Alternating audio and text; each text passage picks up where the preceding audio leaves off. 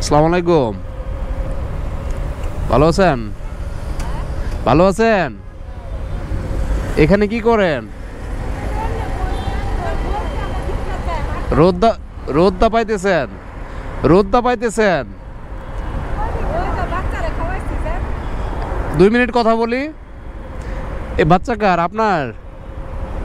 এই ঠান্ডার মধ্যে বাচ্চাকে নিয়ে বাইরে বসে আছেন কেন?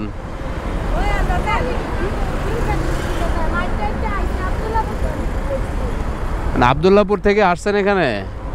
তো বাচ্চা ঠান্ডা লাগবে না এই ঠান্ডার মধ্যে? এইভাবে এই যে ঠান্ডা বাতাস হচ্ছে তো।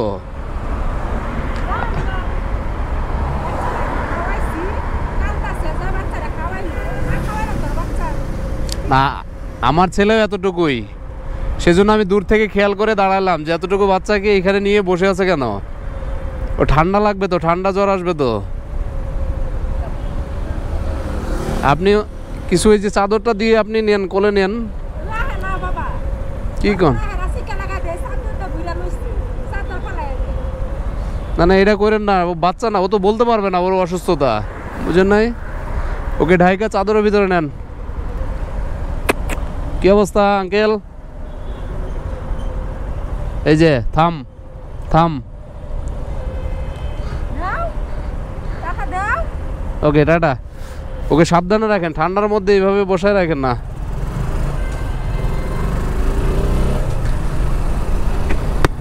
আসলে বাচ্চাদের আল্লাহ এমনভাবে সৃষ্টি করে যে মায়া অটোমেটিক্যালি আপনার ভিতরে আসবে। মানে এটা আল্লাহ প্রদত্ত, এটা বলতে পারেন one kind of super power. মানে যত কঠোর মানসিকতার মানুষ হোক না কেন, কঠোর মনের মানুষ হোক না কেন, বাচ্চা দেখলে তার মন নরম হইতে বাধ্য। এবং আমি দূর থেকে খেয়াল করলাম যে হচ্ছে বাচ্চাটাকে নিয়ে বসে আছে, মানে, এবং এটাও খেয়াল করলাম যে আর আজকে এমনিতে ঢাকাতে এখনও ওই লেভেলের গরম আসে নাই, এখনও অনেক ঠান্ডা। বিশেষ করে আজকে অনেক ঠান্ডা পড়তেছে বলা যায়। তো সেই জন্য